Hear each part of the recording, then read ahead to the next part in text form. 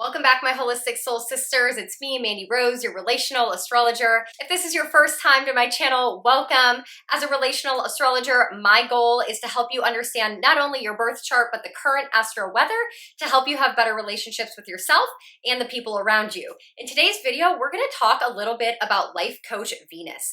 Venus as a planet is so important to me as a relational astrologer because wherever she is in the sky gives us the current astro weather, the current astro energy of how our love, our relationships, the things that we value energetically are making us feel. Because Venus rules our value system. She rules things that are beautiful to us. She rules the arts and entertainment. She rules relationships, and that includes our own self-love, not just the love we give to other people. And I wanted to make this video because Venus has been through hell in the astrology since last November. And so I wanted to kind of share with you the journey she's had over the last 9 months to help you understand why maybe your relationships have also been through a little bit of hell. As Venus has gone from the zodiac sign of Capricorn to where she is today and now in Libra, we've really been through it. Some of our relationships have changed. Maybe our relationship didn't change, but the way that we are within the relationship has changed. Maybe our needs and our wants have changed. Maybe the way that we communicate within our relationships have changed. A lot has been happening for us in the area of our life that has to do with relationships. And that's because Venus has energetically been teaching us so many lessons through her journey in the astrology. So let's go ahead and break that down today. But before we do, I want to give you a little bit of a backstory on Venus and where she is in the sky. Now, as you're watching this video, if you're watching it in October, Venus is currently in Libra, where she loves to be. Now, this is the first time since November 5th that she has been in a place in the sky where she's actually happy. So if currently your relationships feel a little bit more peaceful, a little bit more harmonious, you're feeling like your needs are getting met, maybe you've met someone, I call Libra season soulmate season, that might be why. Now, up to this point, it's probably been really challenging. So let's go ahead and talk about Venus's journey in the sky since last November. But before we do that real quick, I want to break down a few things to understand about the astrological wheel, about the sky, and about our life coach, Venus. Now, as a relational astrologer, I consider each planet a life coach to us. And where we see these planets right here in the chart is where they were in the sky at the time of Venus's journey. So we're going to talk about that as we go through each astrological sign one by one. Now, Venus as a life coach to us is teaching us lessons around relationships, around love, around beauty, around our values, around the things that matter to us. So it's really important to understand where she is. Now, as she journeys through each astrological sign, she takes on a different energy, a different flavor. Imagine when you're with your friends, you're a certain way. But when you're with your parents, you're a different way. And when you're with your coworkers, you're yet another way. That's how it is when the planets enter each zodiac sign. So it's like they're going into different environments. And so they take on different energies, and that gives us different lessons to learn. Now, also we have to understand that Venus, she has two homes in the sky, two homes in the astrological wheel. Venus rules Taurus, and she also rules Libra. So she has two homes. Now, of the two homes, the one that I believe she favors more is Libra, because Libra is the feminine embodiment of her energy. And Taurus, although she rules Taurus, it's more the masculine embodiment of her homes. So whenever she's in Libra, she's more in like a vacation mode. Life is beautiful, life is harmonious. Her home is decorated, very aesthetically pleasing. It feels really good and comfortable. But when she's at home in Taurus, it's more about creating things that you value, having assets, having resources, having things that are pleasurable, that make life lavish and luxurious, but it's more of like a doing and getting versus a flowing and being at her home in Libra. So in Libra, she probably has people waiting on her, a maid, a cook, a cleaner, like all those things. But in Taurus, she's doing it all herself to acquire everything that she wants. Now, we're going to talk about that as she journeys around, but remember that she's at home when she gets to Taurus and she's at home when she gets to Libra. So let's go ahead and back up to November 5th and talk about Venus's journey through each astrological sign and how that's probably impacted your relationships. I have my note cards here because there is so much to cover in this video, so you might want to go ahead and grab a pen and paper and mark down these specific dates. So after this video, you can go back and kind of marinate on what was going on in your life around that time and specifically in your relationships to help make sense of all that chaos. And the last thing to note is that Venus traditionally spends about 4 to 6 weeks in each astrological signs. So you can see here when I give you the dates, they're about that time frame. However, when we started our journey back on November 5th, when she was in Capricorn, she actually got stuck in Capricorn for 4 months. So we're going to start off this journey back on November 5th when Venus entered the zodiac sign of Capricorn. Now, when she did this, she currently came out of Sagittarius. Sagittarius is the free spirit, the wanderer, the adventurer. It's hard to pin down a Sagittarius. They don't want to get married. They don't want anything serious. So when Venus was journeying through Sagittarius, she was a little bit more lighthearted. She was curious and adventurous and trying new things. And energetically in your relationship, shortly before November 5th of last year, you maybe felt a little bit more frisky or wanting to try new things or to get out of your comfort zone or explore a little bit more. But then when November 5th happened and Venus came into Capricorn, she actually got stuck here until March 6th. Due to the fact that she had a retrograde here in Capricorn, meaning retrograde, she had to go back over something. So our relationships really had to go through a lesson learning experience. Retrogrades are lesson learning moments because that planet in the sky travels through the zodiac sign, but then retrogrades, meaning they go back over the same part of the sky that they've already traveled through, giving us an opportunity to backtrack something in our life. Venus, backtrack in our relationships, go back over something. And then they get back on track and cross that area of the sky a third and final time. Now, something else to note about Venus's retrograde is that they last for 40 days and 40 nights. So there's this very spiritual component to them. And Venus is all about love, who we love and how we love. But when she goes retrograde, we're going inward. So we're really assessing our own self-love. How are we not showing up for ourselves by being in the relationships that we're being in, right? How am I not giving myself love by tolerating someone else or not setting up boundaries, right? Because Capricorn is about boundaries. And so we were really asking ourselves around this time is looking around So around the time of the holidays during her retrograde, we were looking around at people and saying, which one of these relationships is going to stand the test of time? Which one of these relationships is going to go forward with me? And how committed am I to the people around me? And how committed am I to my own boundaries? So this was a very important spiritual time for us. So when Venus entered Capricorn, what is the energy of Capricorn? Capricorn rules long-term goals. It is ruled by Saturn. So there's this energy of tough love dad, structure and discipline and commitment and having routines and having boundaries. So when Venus gets to Capricorn, it's this energy of what do I want for the long haul? What do I want to keep around? What am I going to be committed to? What are my boundaries in relationships? And because we had a retrograde, we really had to reevaluate these things and the people in our lives. Who are we going to keep around for the long term? Who is going to help me reach my goals? Who do I feel comfortable around, right? That Saturnian energy of people that are going to help me grow and mature. So that was a big lesson learning time from November 5th until March 6th as she journeyed through the zodiac sign of Capricorn. Now we can see here when she got to Capricorn, she wasn't alone. So she entered like an Airbnb in a different part of the sky, but Pluto was already occupying that space. Pluto has been occupying Capricorn for the last 30 years. So for the last 30 years, as Venus has traveled through the sky, through the zodiac, she anticipates Pluto to be there. She knows he's going to be there. And now what is Pluto? Well, Pluto rules the underworld. Pluto is deep, massive psychological transformation. He deals with our psyche, the ego, the control, the manipulation, our need to do things and have things in a more psychological way. So during her retrograde, she actually bumped into Pluto, retrograded back over Pluto, and then had to hit him a third and final time. So during her retrograde, which was December 21st until January 29th, we were reevaluating, retrograding our relationships, what we want, who we want. So if you think back to Christmas of last year and over the holidays, who in your life did you keep around?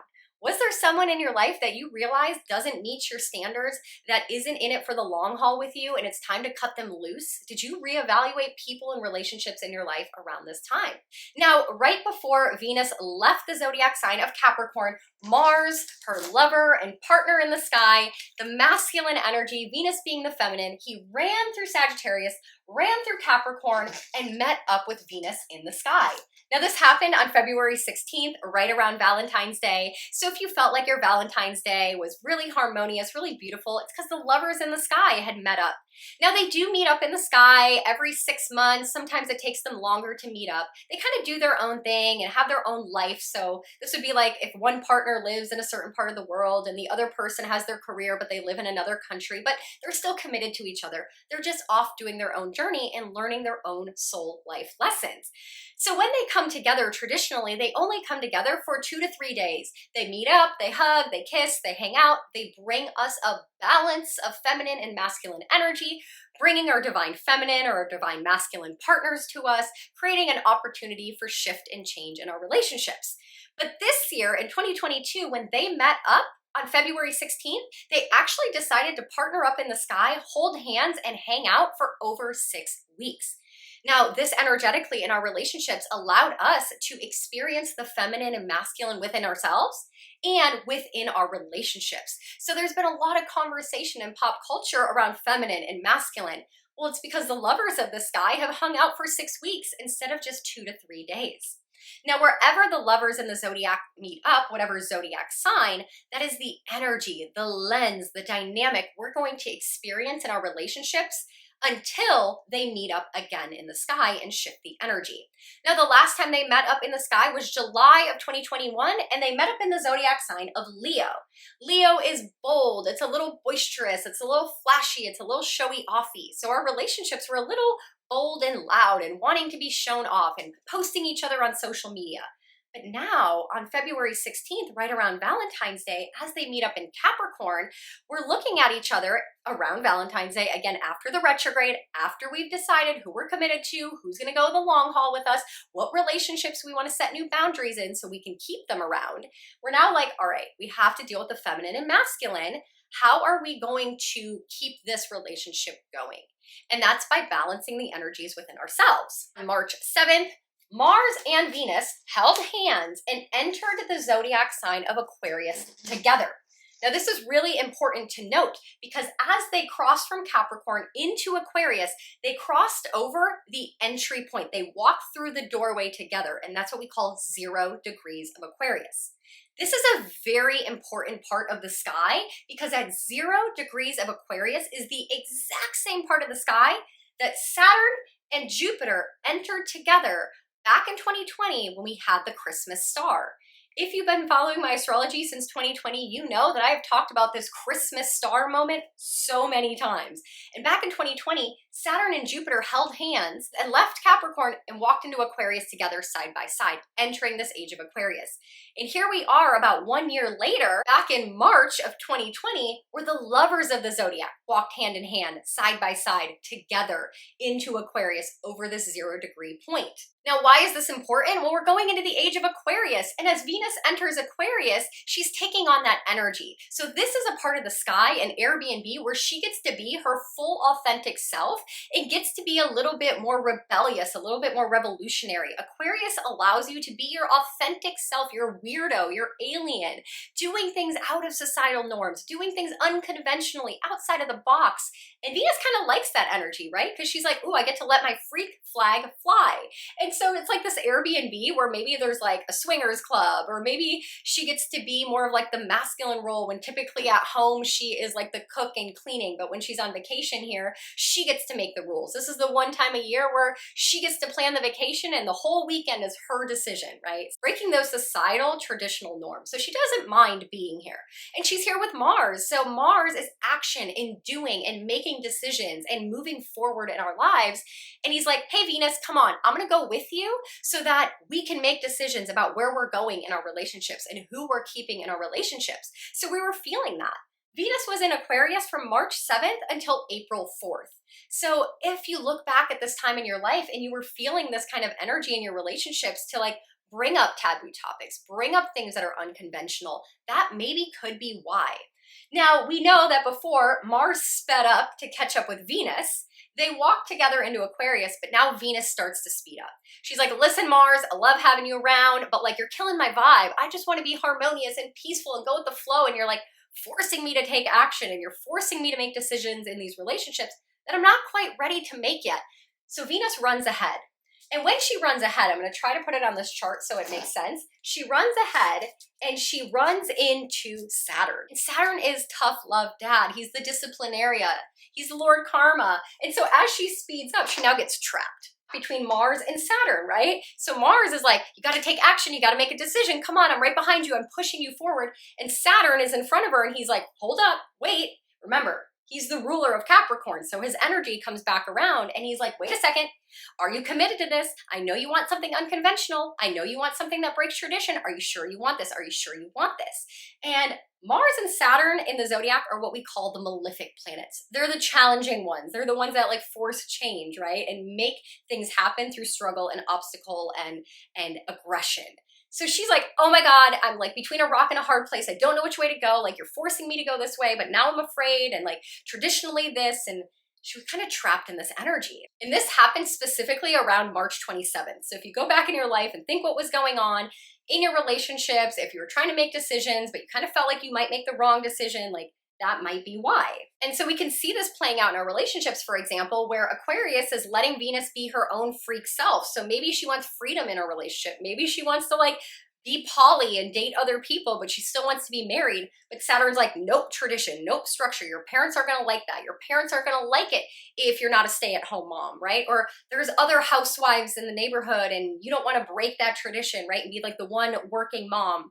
Whatever. This was the time in your relationships when you were trying to rebalance yourself in an authentic way, but coming up against obstacles that were more in alignment with tradition. So that lasted until April 4th. Once that rolled around, Venus got into Pisces and she was ready for a good time. It's been a struggle in Capricorn in her retrograde, not so easy with Mars and Saturn in Aquarius, and she makes it to Pisces solo. When she gets to Pisces, there's two people already in Pisces, and these are the party animals, Neptune and Jupiter. And if we look back at our life, this happened on April 4th and lasted until May 2nd. So we were ready to feel free and have fun, and Pisces is a very spiritual energy. This is like her going on a spiritual retreat, a big old love fest. Pisces is all about empathy and compassion and forgiveness, and I love you unconditionally, and I accept you for who you are. So Venus is technically what we call exalted here. She's like, oh, this feels so good, right? I love it. I'm gonna get drunk in love. And Jupiter's here, who's the ruler of Pisces. He's at home. Neptune is a ruler of Pisces, so he's at home. So you have the co-rulers of their home Airbnb. They're like the leaders, the shaman of the retreat. They're at home in their own neighborhood doing their retreat, and Venus rolls up and is like, give me the love, make it feel good, because everything's been really hard for a long time. So if you feel like in your relationships between April 4th and May 2nd, you were kind of in this space of like putting on rose-colored glasses, right? Kind of seeing life in la la land, seeing your relationships in this dreamy, like, I forgive them. They hurt me, so I'm gonna forgive them because that's what I should be doing, right? I want to be committed to this person. I wanna go the long haul with them. I'll do it in an unconventional way to keep the balance of masculine and feminine, and I'm just gonna forgive and forget. I'm gonna love and move on. It's right, like the Jesus energy. And so Venus was like trying to roll with that. And in our relationships, we kind of felt that energy. And this was a little deceiving for us because we were kind of overlooking the things in our relationships that, again, Saturn was trying to say boundaries, commitment. Is this really what you want? Is this really who you want? And you're just like, I love them unconditionally. So that felt good at the time, but it wasn't serving us in the long haul. And specifically, we had this major day in the astrology in 2022 on April 27th, where all three of these planets actually came conjunct. So not only were they all in the zodiac sign of Pisces, but they actually all merged and came together on the exact same day. So April 27th was kind of like the peak drunken love moment. Maybe you went on a vacation with your partner. Maybe it was like a breaking point in your relationship where you're like, you know what, I forgive and forget and let's move on. I want to stay with you. So let's just work this out. I'm moving on. Rose-colored glasses. They're never going to do it again. That was a one-time thing. They've changed, you know, putting them on a pedestal and forgiveness energy. If you had met new people in your life around this time, maybe you didn't see the red flags. So think back in your life, who did you meet between April 4th and May 2nd? You probably didn't see any red flags. You saw roses and butterflies. You thought they were the greatest person on earth. Now again, when I talk about astrology and relationships in Venus, it's not just romantic. Deep, intimate friendships, business partnerships, collaborations. Are there people that came into your life that you didn't really see the signs?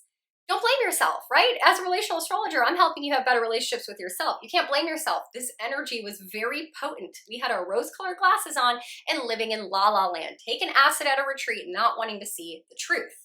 But then on May 2nd, Venus left this la la land party and entered the zodiac sign of Aries. Now we can see that there was no planet here in Aries, but there is Chiron. I really need to add Chiron to my map. Now, Chiron is an asteroid, and he's the wound, the healer. He's our traumas, he's our triggers, and he's been in the zodiac sign of Aries since 2019. Again, Venus moving into this part of the sky, she expects him to be there. He's been there the last 2 times she's been there, and he's going to be there till 2027. So she's okay with it. She expects it. She knows it. When she enters Aries, Aries is the zodiac energy of me.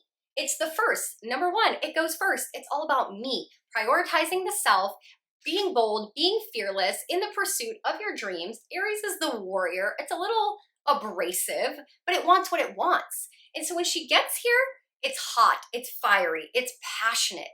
It's kind of like being in a desert between the watery, emotional love fest of Pisces and being at home in Taurus. She's like, I'm almost there. Taurus is my oasis, right? I'll travel through the desert as long as when I get to the end, there's like a beautiful waiting party for me, right? I get to go home and be in my oasis. So at this time, from May 2nd till May 28th, as Venus was in Aries, we were prioritizing ourselves. So we had our boundaries, we committed to somebody, we decided to do things in an unconventional way. We went through this love fest, accepting, forgiving, moving on, meeting new people, seeing the best in them. And now we're getting into Aries energy and we kind of shift. We stop, we take a pause, we go, oh my gosh, what about me? What about my needs? What about my boundaries? I haven't been speaking up. I need to say no. I need to speak my truth. I need to prioritize myself. And we had this shift in energy around that time. We also had the eclipse energy happening. So there was a lot of life changes that happened to a lot of us while Venus was in Aries. So when these life changes happened, Venus in Aries, what we love and who we love and prioritizing ourselves was very, very important to embracing the changes that happened around eclipse season. Now, again, I mentioned Chiron was here, and so he was bringing up our wounds, our traumas, our triggers. And so as Venus journeyed through him and met up with him, maybe we were feeling a little aggressive, a little angry, a little speaking up too much. So that could have been a little bit challenging. Then on May 28th, Venus moved into the zodiac sign of Taurus, where remember, she's at home. She couldn't wait to get home to Taurus because she loves to be here. It's where she thrives, right? And when she got here, we had 2 energies already waiting for her, Uranus and the North Node of Destiny. Now, Uranus has been in Taurus since 2019. So this is like Venus sharing her home with a roommate. She's like, I'm not going to be here very often. You're going to help me pay the bills. It's okay. Whatever, you can stay here. So when she comes home to Taurus in 2022 on May 28th, she expects Uranus to be there. And Uranus is like sudden jolting change. He's a rebel. He's a little revolutionary, kind of does things however he wants. He can be a little chaotic. So she knows that maybe the dishes won't be done and there'll be laundry in the wash machine and it's a little messy, but whatever. I'm used to it. I expect it. It's okay. I just have to deal with it till 2026. So then she gets home and she realizes her roommate's there, but her roommate now has a toddler. And there is stuff everywhere. There is stuff on the floor, on the walls. Like, it is a crazy energy. And that toddler is the North Node of energy. Toddlers don't really care what other people do. You have no free will when you're around kids because they run the show, right? That is eclipse energy. The eclipses run the show. And she's like, oh my God, I thought things were going to get more peaceful, but they're not. And so she had to embrace this energy all the way until June 22nd. She rolled up here on May 28th after we had the first round of eclipses. So she walked into this like chaotic energy of her home where she's traditionally comfortable. And she's like, oh my God, really? I thought I was finally getting home after my retrograde in Capricorn, this crazy, wild, liberating, out of the box thinking, la la land of Pisces, realizing I need to set boundaries and prioritize myself. And now this crazy eclipse energy, like, are you kidding me? Like, is this ever gonna end? Is this really gonna get better, right? So it's very uncomfortable energy. Now, as she went through Taurus, not only did she have to deal with this energy within her home that was lingering from the eclipses, but she also had to have a conversation one-on-one, one with Uranus, her roommate, and the other with this toddler energy. And that first one happened on June 11th. Uranus is sudden, jolting change, taking things away from you so fast, so quick, you don't even know what happened, but it's in your best interest. So if you had relationships that suddenly got unexpected upside down shakeups, that was why. Now that can be good or bad. Maybe you had a new partnership, a new relationship, a new collaboration, someone new came into your life. Or maybe a relationship ended for good because Uranus was like, bust out, go away, see you later. Then a couple days later, on the 16th, she had to have this conversation with the North Node of Destiny. That is destined, that is fated. Think back to your relationships and how you were with yourself and how you were with other people. Those were destined encounters to teach you lessons. Not necessarily a breakup or a new relationship, but like maybe something that happened within you that was teaching you a destined soul lesson. And then on June 18th, she went into the part of the sky with Uranus that was in conversation with Saturn. I'm gonna bring this up just real quick, is that in 2022, Saturn and Uranus have been in a fight, actually since 2021. They're in a square in the sky. And remember, Saturn's over here wanting tradition and structure and strong foundations, but he's okay. He'll do it in an unconventional way as long as it's in alignment with your authentic self. But Uranus over here is like freedom, rebellion, liberation. So Venus had to have another conversation with Saturn, and he looked at her from a square in the sky and said, hey, are you still doing what you said back here in Capricorn? Are you still creating your boundaries? Are you still committed to the people in your life? I want you to think about it again. She's in a square to Saturn. He's like, hey, I'm over here in the sky. Are you still staying strong? Are you still wanting to be committed to those people? Is that still working out for you, right? For the long haul. So we had to reassess these things after these shakeups, after these destined events had happened, and now we have to end Venus's journey through her home with this rethinking of, do I really want this or do I not? I thought I did. I forgave them, but now something happened. Something unexpected happened, and you realize the person that you forgave or accepted or committed to is going to keep doing the things that they're doing, right? Maybe in your relationships you forgave, but then they did the same thing again. So that energy was heavy, even though she wanted to be at home. And then on June 22nd, she left the zodiac sign of Gemini, and things get a little less chaotic. Gemini is a fun energy. Gemini is social, and it's networking, and it's curious, and it's gathering information and learning about people. And so her energy changed. She wanted to just have fun, be witty, be social, go see the world, go check out people, because it's been really heavy energy. So maybe something happened in your relationship and you thought, I want to see what's out on the other side of the fence. I want to go explore. I want to go see who and what else I can connect with and get into. And so that energy that we experienced from June 22nd until July 17th, less serious. And we were meeting all sorts of new people, connecting with all sorts of new people, mixing things up. Now, the one downfall when Venus is in Gemini, because it's ruled by the twins, is we kind of want it all. We want to keep our old partner, but we want to meet a new partner. We want to keep things the same, but we also want change.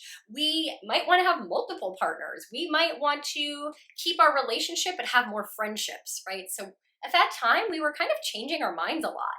And it can be a little bit flaky energy. It's like, oh, I said I want to go on vacation with you, but then a week before, maybe you meet someone new and you're like, I don't really want to go on that vacation anymore. I'd rather go to this like really fun party, and you cancel your vacation with your partner. So we had a really hard time making decisions. So I call this like the season of swipe left, where you're like, ooh, what's next? What's next? What's next?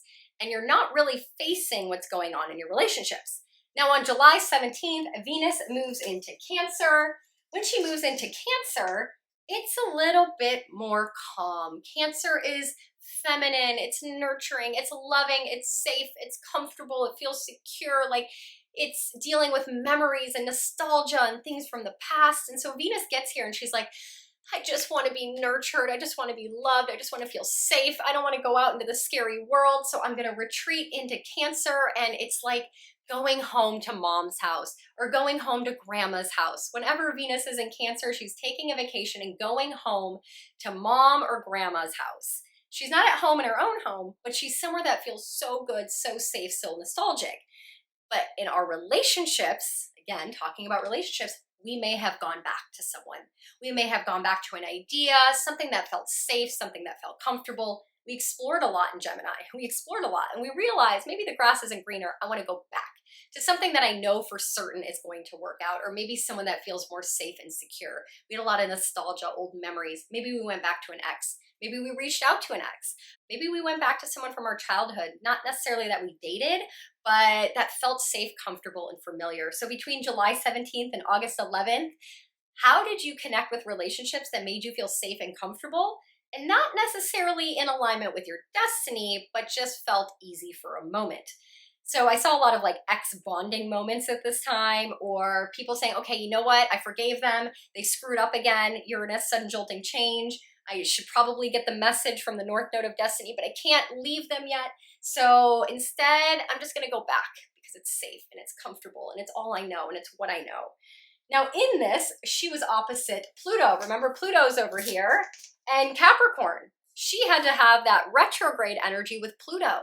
Remember, Pluto is control, manipulation, and our ego. And Pluto's looking at her from across the sky and said, hey, remember, we had 3 conversations during your retrograde. Now you're over here. How are things going for you? Are you still trying to control your circumstance? Are you still afraid of letting go of control? Is your ego getting involved? Do you not want to leave your relationship, your partnership, your marriage because your ego is getting involved and you don't want to be considered divorced or single or alone, right? Where's your ego and your need for control getting in the way of your happiness? Remember, we talked about this, Venus. We talked about this. Where are you at? Where are you at and how are you doing this? And then on August 11th, Venus moved into Leo. After she realized that ex-nostalgia stuff wasn't going to work out, the person that necessarily is most comfortable isn't the one that's in alignment with our destiny. Because remember, we're supposed to be doing things in an unconventional way, moving towards the future, in alignment with our authentic self, doing things out of the norm, out of the box, breaking tradition. So now she's in Leo. And Leo is this energy of bold, prideful, love me, pay attention to me, put me on a pedestal, like I'm so fabulous. Love me in a very grand, obnoxious kind of way. Bring me red roses, take me on a jet to Italy. Like that's what we were wanting in our relationships. We were wanting our partner to show up for us in the most Leo, bold, boisterous ways and not wanting to settle for anything less. So then in our relationships from August 11th till September 4th, we were wanting to be flashy. Maybe you were posting your relationship all over social media, bragging, getting praise from people. Look, we made it through these challenges. Look, we're still together. Look how much we love each other. This Leo energy of needing to be seen and validated. And maybe you were doing that for your partner in an attempt to fix things, or they were doing that for you. Also, Leo is the energy of being a little experimental and a little risky. So maybe your relationships, you're kind of going out on a ledge to experiment and see if you can still hold it together. Now, something to note around this time, because this was her journey from August 11th till September 4th, when she entered Leo on August 11th, we just got out of the new moon in Leo energy that had happened just a few days prior. And also with that, we had a triple conjunction over here in Taurus between the North Node, Uranus, and Mars, the masculine energy. And that was in a square with this part of the sky. What does that mean? Well, this energy was very volatile, very much in alignment with our destiny, needing to take action, needing to change our mind, needing to move, Uranus, change, Mars, take action, destiny in alignment with our needs, our wants, and our purpose.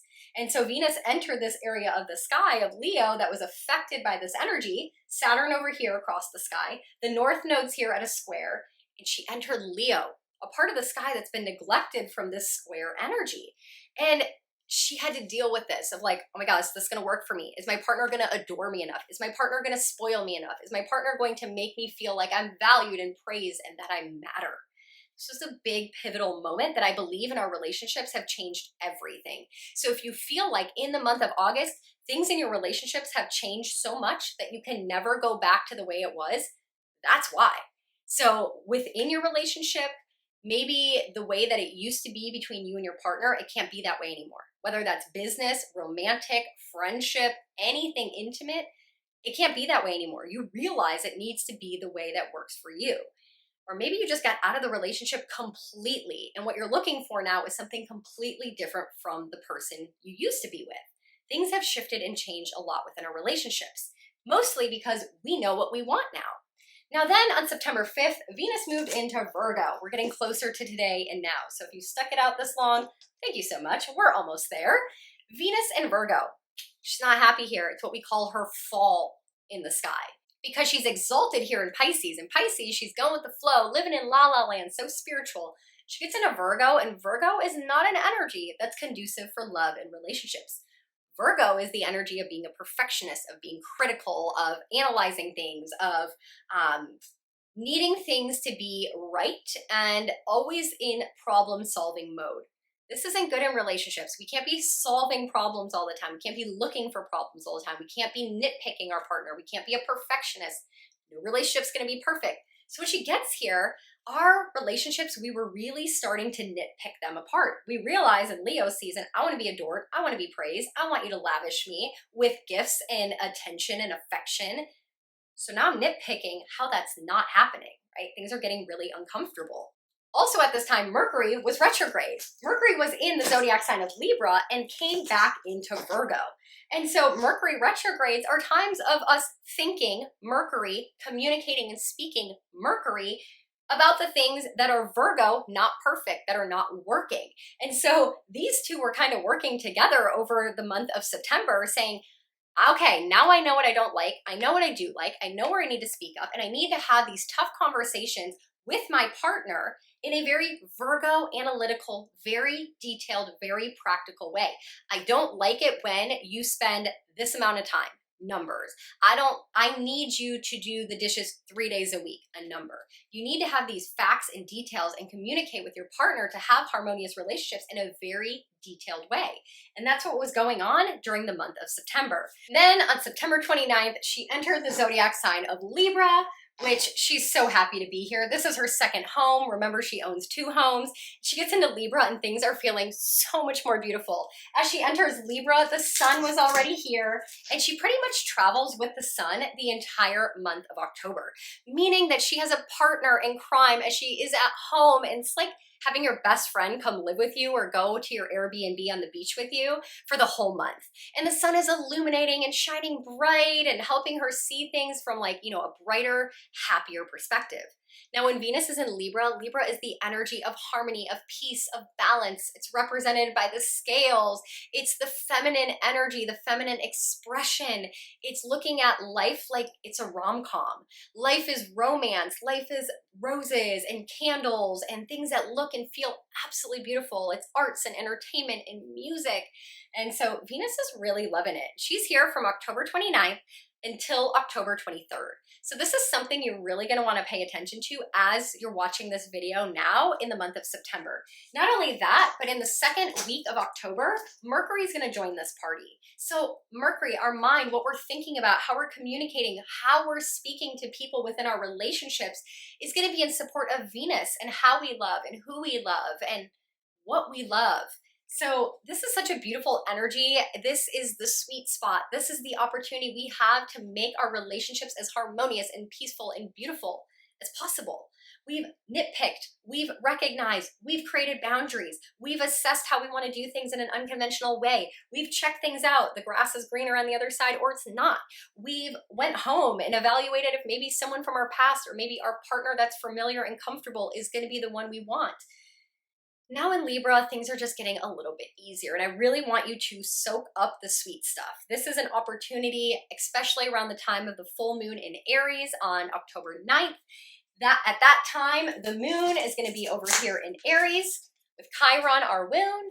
The sun and Venus are going to be together in Libra, and there's just such a healing opportunity for us at that time. It's a time to assert ourselves and get our needs and our boundaries finally met. I would just be feminine, be romantic, be sweet, be loving, be kind, be compassionate, just soak this all up because it's not going to last long. So we're going to end this video with just having a conversation about Venus is entering the zodiac sign of Scorpio On October 23rd, this is going to be a little bit of a challenge because Scorpio is deep. It is psychological. It is intense. It is emotional. It is about wanting to get down into your soul and find your traumas and your triggers and your fears and all the things that you hide below the surface. Scorpio is an energy of betrayal and loyalty. It's very important for loyalty in relationships, trust issues, jealousy, obsession with your partner. These are things that Venus experiences when she's in Scorpio.